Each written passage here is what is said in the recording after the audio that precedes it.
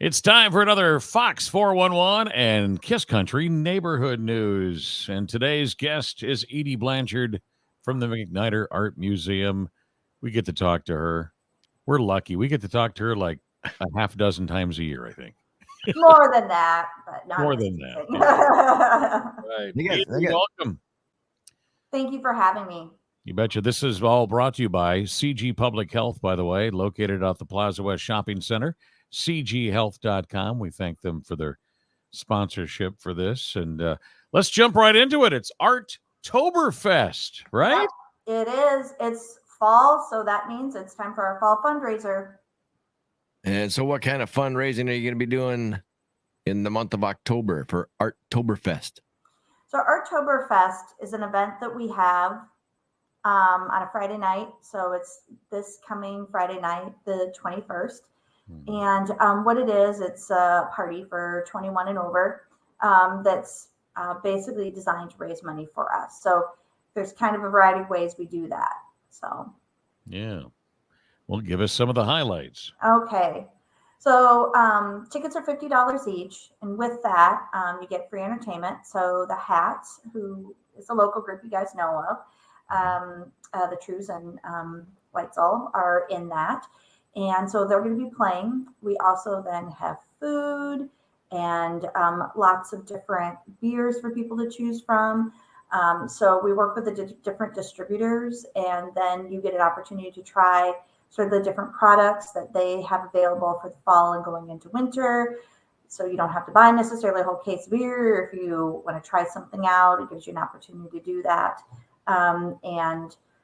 With your ticket, you get several beer tickets, to use at the event, and then you can always buy more if you want more. And the biggest part is that we have a very, very large auction. And our auction is in three ways. The first way is that we have a traditional silent auction, which everybody's probably familiar with. And has, probably about 140 items on it. And that's all different kinds of things, everything from donated cheesecakes and pies and some stuff you get to take home that day. Different things from area artists, so ceramics and prints and things like that have been donated, gift certificates from local businesses, things like that. Then we have what's called our tree. We call it just the tree. And it's this tree that our staff made because we're an art museum. Right. And it's like, it looks like the tree in Sleepy Hollow, if you remember the Sleepy Hollow tree. Yeah. That's what it looks like. And then we attach leaves to it that are synthetic, but then also we have paper leaves. And on those, it's a cash and carry. So it would be like a gift certificate for $10 for a restaurant. And there's no bidding. You just simply take it off and then check out. And it works really well for people who don't want to spend a lot. They want to leave right away because let's say they have someplace else to go, so they can just pick it up. They don't have to wait for the auction to be done. And so we have about 25 items on that. And then we have our live auction, and that takes place at 8 o'clock. And we have 10 to 15 items on there that are more unique and things of that nature. For example, Chris White, who is an area artist, she's donating a fused glass party. So you'll get the opportunity to go and to her place and have a party with a bunch of your friends and make art, which is kind of a unique experience. Or we have someone, his name is Troy Sunton, he does watercolor drawings. And so he will do a watercolor drawing and then watercolor fill in of your home. So those are those sorts of things that are a little bit more unique and high end, and those get auctioned off at the live auction. Wow. A lot of stuff. Yeah. Yeah. I was looking at, just kind of curious, I was looking at the weather. Yeah. It's supposed to be sunny and 66. Have you ever tried to have this outside ever? Yes. So that's a funny story. So we tried unsuccessfully this is our, I think, 15th year we've done this. Okay. And we did, even during COVID, we did it, and we did it online, but we've had it continuously. It's become our trademark event. And in the very beginning, we actually had it the last couple of weeks of September or the first week of October, which is when actually Oktoberfest happens. It doesn't necessarily happen so late. A lot of people don't realize that. So we tried to have it then. And we would rent a tent, and we had our beer and wine license made so we could be outside because you need a special permit for that. Yeah, sure. And so we would do all of that. And I'm not kidding you. It didn't matter. I mean, we hung lanterns from the trees. Everybody wanted to be inside. Really? And I get that. Yes, I know. And so we tried for years and years and years. And finally, and it would be great. Sometimes the weather would be absolutely perfect and still nobody would want to be outside. Mhm. So what we did was we just decided to highlight the building because everybody said, you know, you have the most beautiful building, especially in the fall. You know, it's so pretty with the leaves you can see out the windows and such. So we decorate the outside a lot. If people want to go outside, they can, but we don't do a big tent or anything like that anymore. I wish people would go out, you know, use it, but they didn't want to. We even tried to have music outside and it just didn't work. Yeah. Well, you know, you already have one outdoor festival. Yes, we and that's in do. June, We do. so And I will do what say you want. that it's nice that it's going to be great weather, but we do have that stress of never knowing if it Yeah. was going to rain or not. And, Sure. you know, having that it's stressful is good enough once a year, you know, because it's sort of like band festival and all that. You know, you put in all this work and are we going to have a tornado or not? You know, I mean, Right. you never know because you're in Iowa. Yeah. Hey, when people bring in art, even throughout the year, or just different fundraisers, can they bring in, like, say if they got a table that they want to refurbish or something like that, or make an art decor on it? Can they do that, or do you have everything you need for arts? So we accept donations for Artoberfest all year long. In fact, we kind of have an area of the building that's dedicated to that. So as people work on things, let's say they do that. We did have somebody actually do that. They took an old patio table, they made mosaics, and they completely redid it and did it into a patio table. And it took them like a year to do it. And then they brought it to us and we auctioned it off. So we accept stuff all year round. That was a couple of years ago. And so we had people that there was one item I just put out because we're kind of sorting that all right now. And she donated, I saw on the form in January.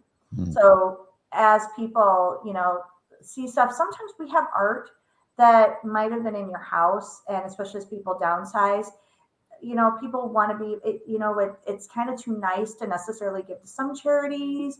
You know, so they're like, well, maybe, you know, would the art museum be able to use it and auction it off to other art lovers? And that's been a win-win for both our donors and for us. Mm-hmm. What's the easiest way to get tickets ahead of time, or can you just get them at the door? So at this point, you still can get tickets at the door. Some years we do sell out, but at this point, you can still get tickets at the door.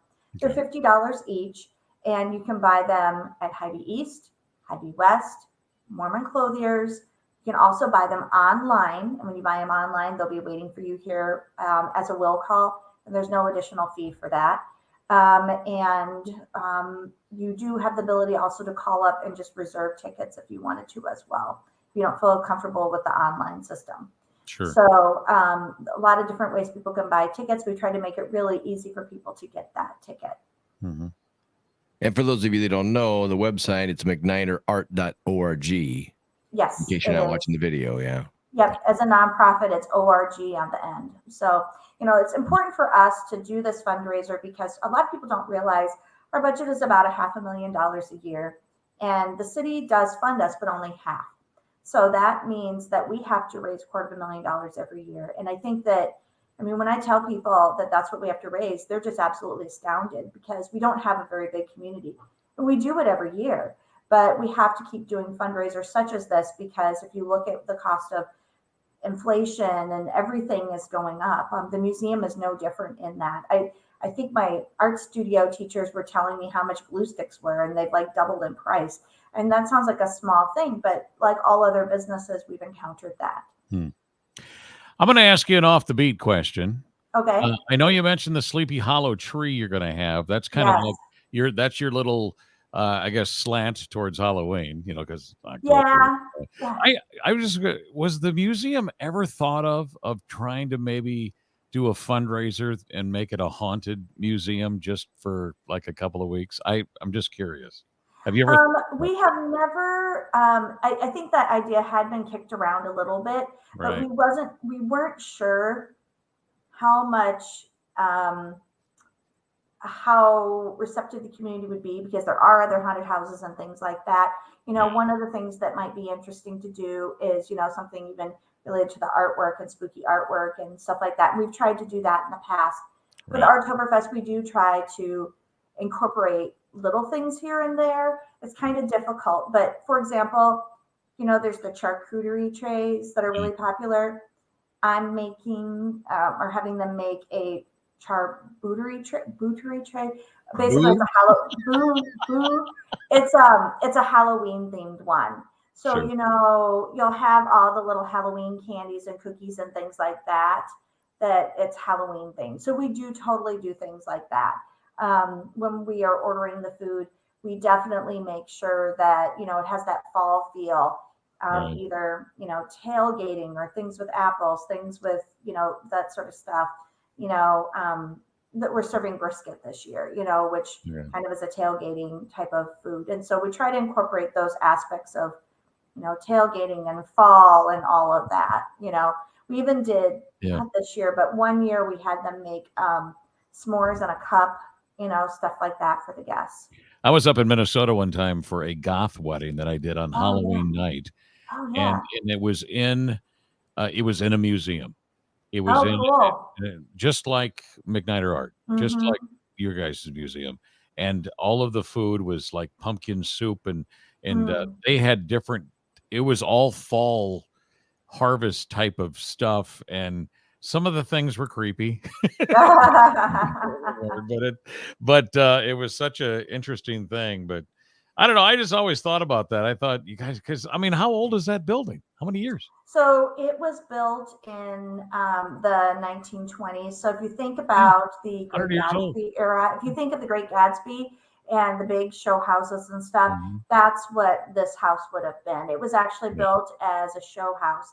Interestingly, uh, Iowa Public Television was just here this past week interviewing me and taking video footage, because they're doing a story on kind of the architecture of Mason City and wanted to include the museum because it's so absolutely unusual. The house was over 6,000 square feet when it was built, and it has hidden compartments where they would have stored valuables. You can still see where they were. It was big. They're big enough that someone or a child could actually go in them.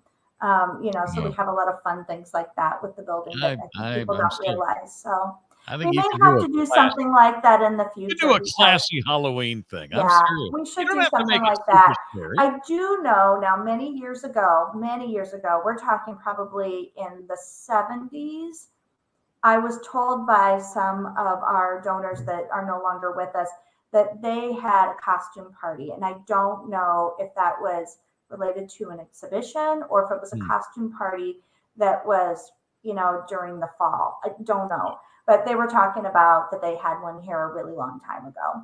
Love it. Yeah. How many rooms originally was that?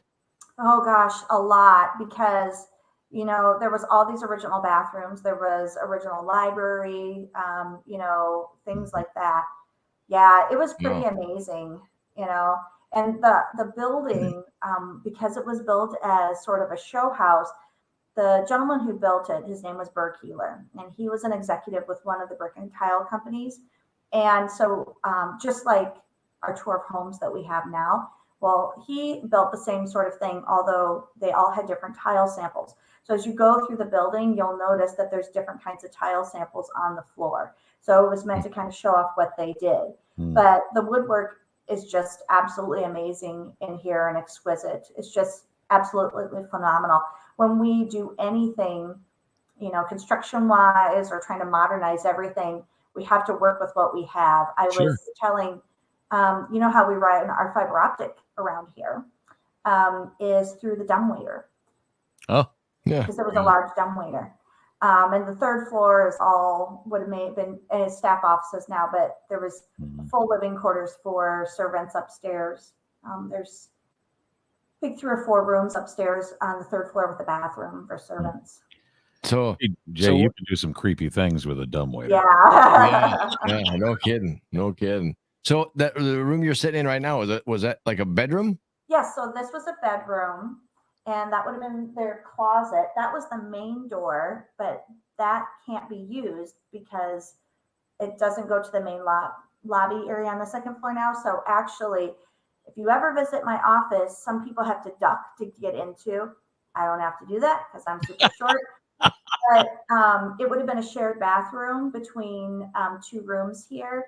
And so that was the door to the bathroom. So it's a little bit shorter. And if you're tall, you notice it. Jay Hansen, when he was our board president a long time ago, he would have to duck his head kind of to get into my office. But yeah, this was a bedroom. And then over here, there would have been you can see, there would have been a veranda that you could go out and look over the river on. Yeah. And it's been enclosed now. So Right. yeah. It's your home away from home, Edie. It is, my husband and I have restored other historic properties. So I like to think of myself as a caretaker for this place. So because I enjoy doing all those hard things, like figuring out how to do storm window inserts, because you're not going to just put in vinyl windows. It's just something you don't do. Well, we're lucky to have you here. Oh, thank you. Thank you. I love working here and I love the community. You bet. Yeah. All right. Yeah. Well, Edie, thank you so much for taking the time to tell us about Artoberfest, and it's part of our anything and everything locally going on in your community. We've got it on the Fox 411 and the Kiss Country Neighborhood News, brought to you by CG Public Health. And check those out at cghealth.com. Once again, all the information's MacNiderArt.org. Yes. Edie, thank you very much. Thank you so much for having me today.